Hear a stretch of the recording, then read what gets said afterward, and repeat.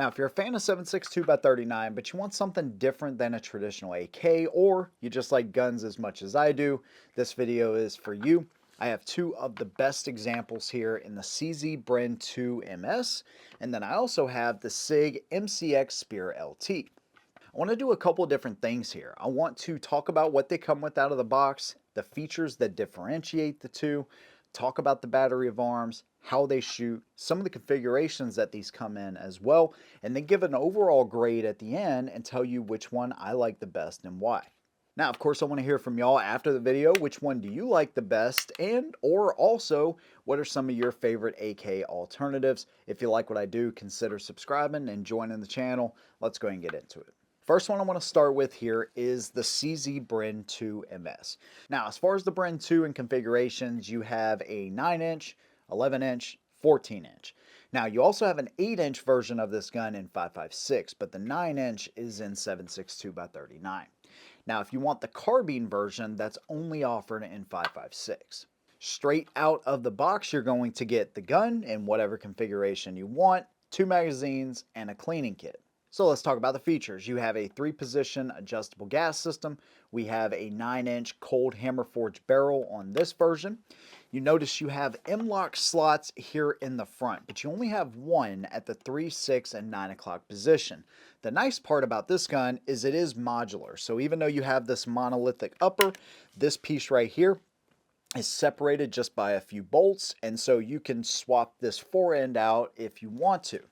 You'll notice on the front I have that angled foregrip, and I have my brace both from A3 Tactical. Hi, come down. Say what? Come down.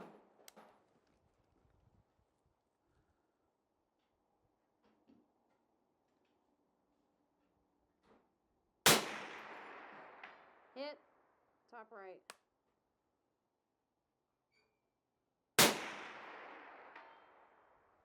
Hear it? Yep. High left.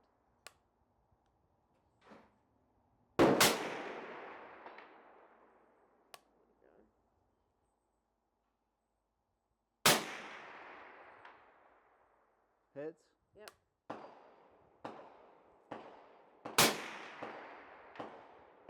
Yep. Bring it down just a little because you're hitting the target high. There you go.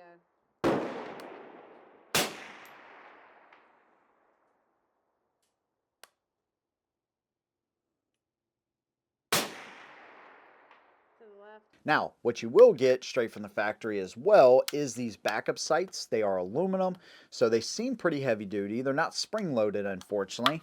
And then the rear does have a couple of aperture settings that you can change. If we come to the left-hand side of the gun, we have a non-reciprocating side charging handle, and this can be swapped from left to right-hand side. We have our magazine release, which is ambidextrous. We have our safety, which is a 45-degree throw on the safety, which is ambidextrous.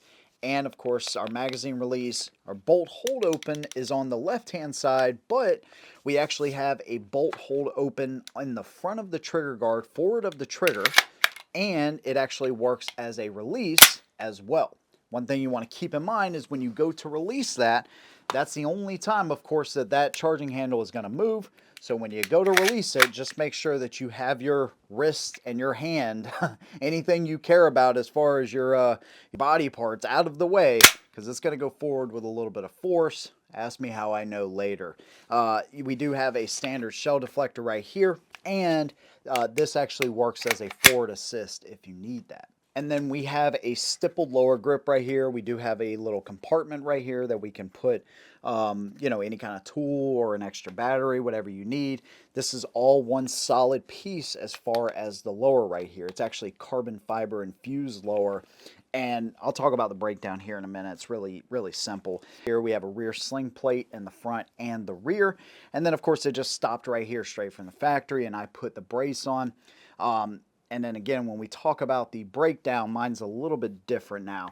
But that's it as far as the features on the Bren 2 MS. Now, it did not take long for the MCX Spear to become one of my favorite rifles I've ever shot. And we're going to talk about some of those reasons here as well. Now, Straight from the factory, this one is a rifle, so we have a 16-inch forged steel barrel. They actually send them with their QD setup flash hider, so it'll work with the Sig suppressors. I changed all of mine out to ASR muzzle brakes. The only thing that you have to do extra, because it has this tapered barrel, is buy one of these collars right here, so it has a 90-degree or flat surface for that brake to sit up against. But I changed them all out to ASRs because I just got my 36M. I can now show you the sound signature and difference between the pistol, the rifle, and my SCAR. So that's why I went with the ASR right there. We do have an adjustable gas system in here. And then we have a heck of a lot more rail space. Now, if you have one of the Virtus rifles, you'll notice how much slimmer in design this actually is. I like it a lot, man. But overall, compared to the Bren 2, we have so much more space in there to actually put anything on there that we want or not. You know, you can have a super clean look like I have right here. And it actually is modular as well. So just a few bolts and you can change this out as you see fit. Another thing that we can do, we have 2 bolts right here in the top of the receiver. That's going to allow us to swap the barrels if you want to. That's not a feature that's like huge with me. That's not something that I would probably do, to be honest with you, but you have that option. Now, interestingly enough, we have a bolt release or hold open right here, ambidextrous magazine release, just like the Bren 2. Our safety selector is ambidextrous too, but it is not a 45-degree throw. So you'll notice that it's going to get in the way just a little bit more when you go to index the gun and if the gun is on fire. Another thing that we have is a quick release lever here as well. It kind of works like the M400. So that lever, you can push it up to hold the bolt open or push it down to drop it. I'll show you how that works. You pull the charging handle, push up, boom. It's a little bit more difficult to work because on the Bren, right, we have it in the trigger guard. We can just hold up, right, and then pull the side charging handle. Well, on this one, you have to push up, boom, just like that. It's not too bad, just a little bit more intuitive, I think, on the Bren. But dropping this thing, much easier to drop that lever on the MCX than it is on the Bren. The Bren is a little stiff. It might work out a little bit more over time. And of course, you don't want it to be super loose either. But anyways, traditional dust cover right here. I mean, pretty much the whole lower on this gun looks like a traditional AR, right? I mean, you have your pistol grip, which is separate from the rest of the lower, so we could swap that. We have the Sig match grade trigger. I'll talk about that here in a minute. We have QD slots here for a sling if you want to utilize those. And then we have the stock here, okay? Now, we have the brace on the M2, we have the stock right here. Now, of course, you have a pretty decent rubberized pad right here, but there is no length of pull adjustment, right? Now, unless you were to throw something on the end of this, it does lock solidly in place, which I really like. You have just a standard cheek riser right here. Not much to it, just a little more comfortable than the aluminum that this is made out of, to be honest with you. But you can change this if you actually want to do that. I just set up my SLX Raptor right here to kind of work with, what works best for me. And that's kind of how I run it. I don't find it too much of a problem. It's just not as comfortable as some of the other options out there. It's got a really minimal look to it. We have our forward assist, shell deflector right there. Overall, both rifles are super comfortable in the hand. Both of them have their advantages and disadvantages, which is what I want to talk about next as we kind of compare the battery of arms between the two. Yep. Right at the top. Yep.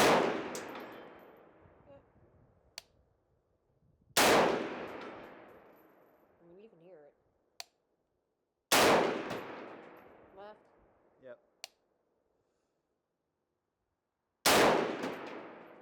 High. There you go.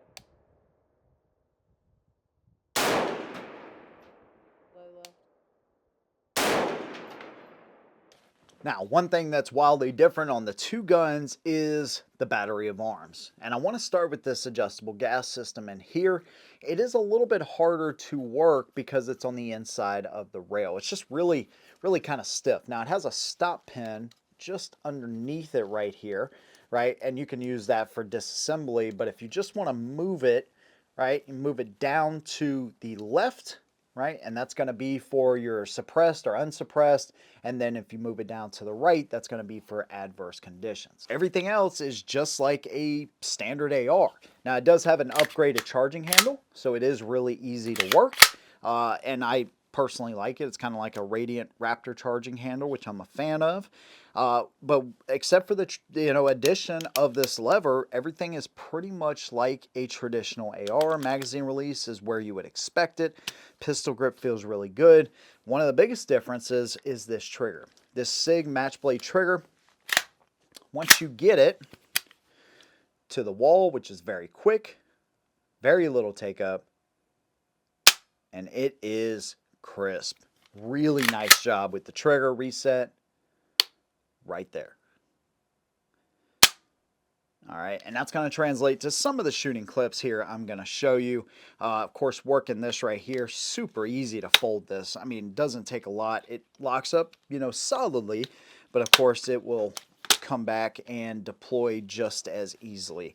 So if you like the AR platform, but you want something maybe different, maybe you don't want a 5.56 gun, or you just want something a little bit more quality than some of the standard ARs out there, this is going to be a really good option, and it's going to be really familiar to you. Now, the Bren takes that concept, and they have pretty much the standard controls as well, with the addition of the lever in the front of the trigger guard. So, of course, we have our magazine release. We have our safety, which is very familiar, 45-degree throw. I like it better on this gun. It gets in the way less when we're in the fire position. I also do like the fact you can, swap out the back straps on this thing. Even though it is attached to the lower, you still have a little bit of modularity there. But to be honest with you, it's super comfortable right out of the gate. I see no need to change it. We do have our QD slots in the rear of the receiver here as well. So if you want to attach your sling right there, you can do it. But the biggest thing is when you're manipulating this gun, I don't have to, get my head out of the way to move the charging handle like on a traditional AR. I move the side charging handle, or I drop it with the lever. Boom, you're good to go. Another thing that's easier is we just have a lever here in the front for the gas system. So we can move it to whatever position we want to move it, and it is really easy to do that. Now, breakdown of the guns. We have a captive pin on the lower. Check this out. Boom, all comes apart. Just that simple. Now on this one, because I changed to this brace, it actually takes my rear sling plate here, and you attach a bolt through the plate back here that replaces the standard plate on the Bren, and you run that bolt through the brace adapter and through the sling swivel plate. So in order to take this off, I got to remove that screw, which is why I put the Allen wrench that fits that in the grip right here, okay? But breaking it down, other than that, you just have a standard pin straight from the factory. You move that pin, take the adapter off, and then everything comes out through the back. It's really easy to do. They're both short stroke gas systems, so it's super easy to take both of these guns apart. Now, everything is super clean because I haven't shot this gun yet. It's pretty awesome. Rotating bolt there. We have the single ejector, and then of course we have a single recoil spring right there because we don't have a buffer tube, okay? So really easy to change this out. If you need to change this piston, by the way, super easy to do that as well. Putting this back on, slide the back in, just like that. Push your pin, you're good to go. Taking the pin out, if you have a flathead, knife, something like that, just to assist you with it. And then we have the dual recoil springs. We have the bolt carrier group, kind of ties into the springs right there. You can see the piston rod, what the piston actually actuates on. Both of them are short stroke gas piston, if I didn't mention that. So one difference on here is we have the dual recoil springs instead of the single on the Bren. We have dual ejectors on this one as well, rotating bolt. And then of course you can see right there, that's what the piston actuates on. and overall a pretty clean system too. And so that's one of the nice parts about this. It's a little bit more complicated than a long stroke gas system, but overall very easy to maintain, clean. Of course, we have our hammer right there. Boom. Breaks down pretty much just like a traditional AR as well. Those pins, like I said, man, they are in there. So getting them back in, no problem at all. Now let's talk about the accuracy and reliability of each gun.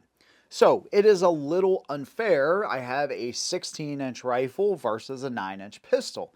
But don't be deceived. You know, I mean, 7.62 by 39 has its limitations either way, right? Most people agree inside of 200 yards, very effective. Inside of 400 kind of being the max. When I stretched the legs on this one to 400, I felt very adequate with it. Of course, you know, using my holdovers and all of that kind of stuff. But I find that the CZ Bren 2, once I get past 300, it became basically, you know, useless. Just trying to lob shots in there at that point. But both guns, out to 300 yards, very effective. And I find that the CZ Bren 2 is a little bit smoother. Of course, I shot that one suppressed at that time because I didn't have mine yet. And so there's that as well. And I think overall, both guns do a really good job. And so if you want something that's going to keep you inside of 300 yards, but is going to be really effective, the 7.62 by 39 is a great round. And it's very cheap to shoot. And so I like how hard hitting it is inside of those distances, and it was relatively accurate. Now 7.62 by 39 has a bad rep in some circles and others really love it. I find that it's satisfying to shoot. It has very little, you know, felt recoil, but it does hit hard downrange. And so it's really easy to tell when those targets get hit, even at 300 yards. And so super satisfying.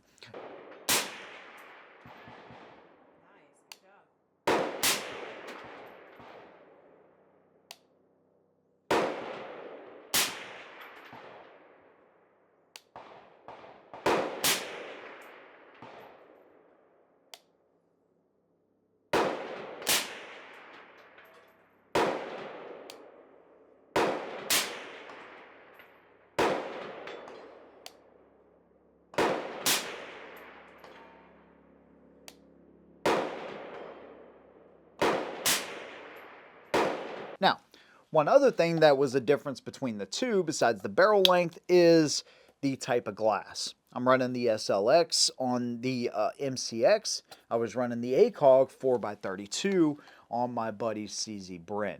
And so even at 4 power compared to 10 power or 8 power, which is what I normally run this on whenever I'm at that distance, there really is no comparison.